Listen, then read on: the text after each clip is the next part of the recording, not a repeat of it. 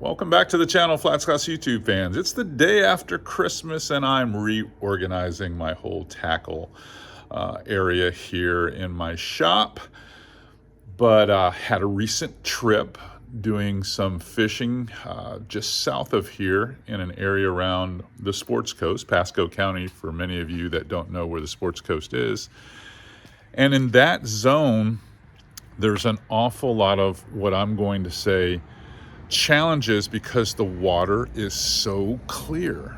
Lots of times the fish are just, well, they're just plain spooky. I mean, you can't even cast near them.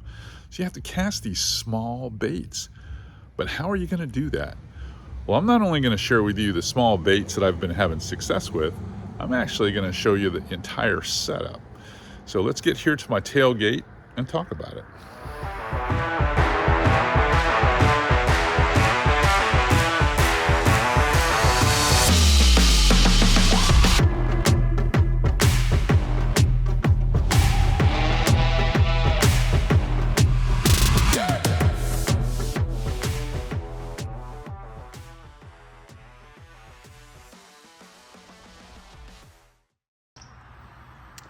Okay, we've all been in that situation where the fish are extremely spooky and hard to catch. When they get like that, and typically when you get into the months of January and February and even early March, you have very little rainfall, especially here in Florida, other than a little bit of drizzle here and there between fronts. And the water is crystal clear. We also have really negative tides this time of year that makes most of the game fish that I'm targeting, redfish, large speckled trout, and on the warm-ups, even snook, more wary than they are during the warmer months where you have a little color or stain in the water from rainfall and you have higher tides. So it seems like all the typical stuff that I would throw in our tackle boxes, well, they don't get the job done. The baits are just too large. What you need is a lure that throws off a very small, subtle signature that is enough to get their attention and make them curious about feeding, yet it does not spook them. Has a nice soft landing. And then when it swims, it doesn't have all that vibration, which requires to use longer leaders and whatnot. So one of my favorites is the bugs jig, which I've been having a lot of luck with down there on those sandy flats around, I'm going to say, the Pasco area. And you can see right here what one looks like. It's a pretty good looking bait. And I basically keep this bait in contact with the bottom. So I'm basically just drawing it a little bit, shaking that tip, stopping it, reeling up the slack, shaking that tip and dragging it. You'll notice it has a little brush guard right here. Very thin wire, super sharp hook. And this tie, that hair just breathes on this little Ned bug. It's basically a shrimp imitator. But as I pull it along and kind of shake it in that sandy bottom, or even in sandy holes, when I pull it, if I feel any resistance at all, I feel a little deflection in the tip, I reel down and I just hammer them. And I've been catching a lot of those fish that have been almost impossible to catch with like a swimming paddle tail or just a larger jerk shed that has to jump around. They just will not take it. Now, when I do throw soft plastics in those zones, I've been throwing a lot of these baits. Probably number one would be the Slim Swims when I'm just trying to cover water. This is a 2.5 inch bait from Z-Man. I've got it on 1/10 of an ounce hook. The whole setup with the soft bait on it probably weighs in at about 1/8. So you're gonna have to throw it with a very light action rod. And then another favorite is the salty Ned shrimps. I helped out with this one as well at Z-Man. This is a nice one, again, like the bugs, where you can drag it through the potholes, lift it a little off the bottom, let it fall, let it set for 3 or 4 seconds, then do it again.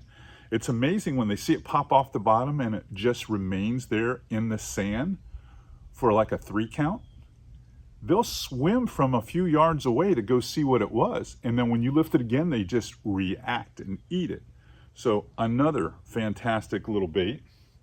If you do find yourself with a little bit of wind and a little bit more activity, a little more depth, if you will, you see some mullet pushing around, it seems like it's a warm-up. Sometimes I'll even go to the mirror glass. This is the 9MR from Mirrolure. It's a really reliable, super small hard bait. I throw this quite a bit, but again, it has to be thrown on light line that will give it the proper action. And it has to be a rod that's soft enough that it won't pull those number 7 trebs. And I'm going to show you that setup right now. Let me show you this rod. This is the Aquafin. This is the 7-foot medium light. It's from Fitzgerald Fishing. Very parabolic rod. Perfect for throwing lures about a 1/16 all the way up close to a 1/2 ounce. But I find it really well with that 8 to 3/8 zone for me. It's got a very parabolic nature to it, if you will. So I'll back up here and let you see the bend, how deep it bends in the blank.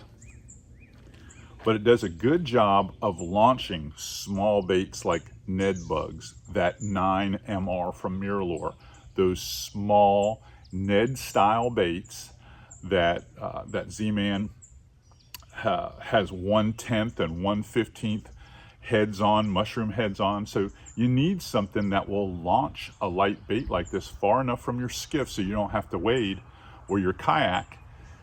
And to me, how far is that? Well, for me, that's about 90 feet, 80 to 90 feet. Now, because of the way this setup is set up for me, I can launch it 100 feet, which is plenty far enough. You're talking over 30 yards. And if you keep your profile low, especially if you're a kayak angler, this is going to be the ideal setup.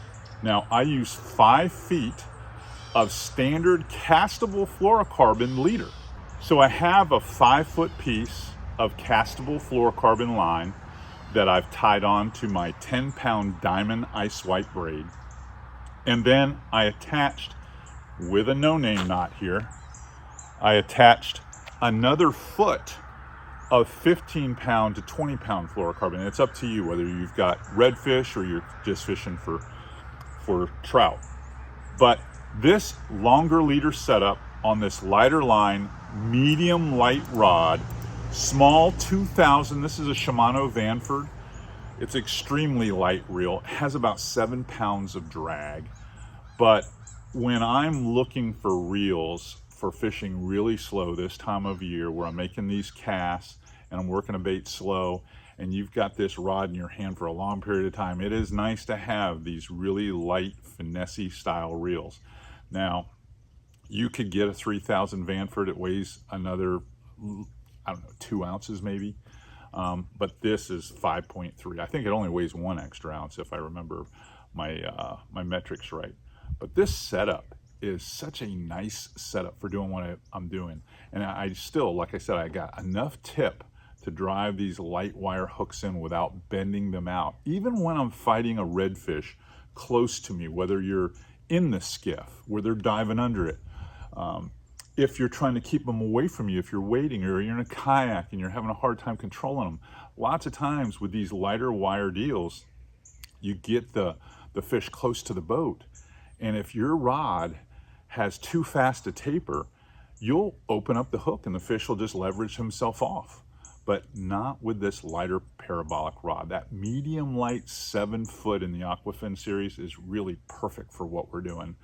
And like I said again, when we get to this time of year, January, February, early March, that 8 to 10 week period in there, I'm using this setup an awful lot. I feel like it's really balanced, super light, and really affordable, because when you get into these Finesse type setups, if you don't want to spend $700 or $800, I mean, you can find these right now on sale probably, and it's a high quality reel for less than $250. This rod's only going to cost you about $180, $190. So not bad at all. But the whole system, the way I've got it rigged and fishing these lighter baits, this time of year, especially under bluebird skies, we don't have them today, but we typically do, you're going to have a lot of success. If you like what you're seeing here at FlatsClass YouTube and you're learning stuff, do me a favor, like us. We need to trend, and the only way we can do that is if you guys are supporting us. Subscribe and share this information. We can take you to a lot more places and do a lot more things if we've got more of you in my virtual classroom every day. All right, until next time, keep those rods bent.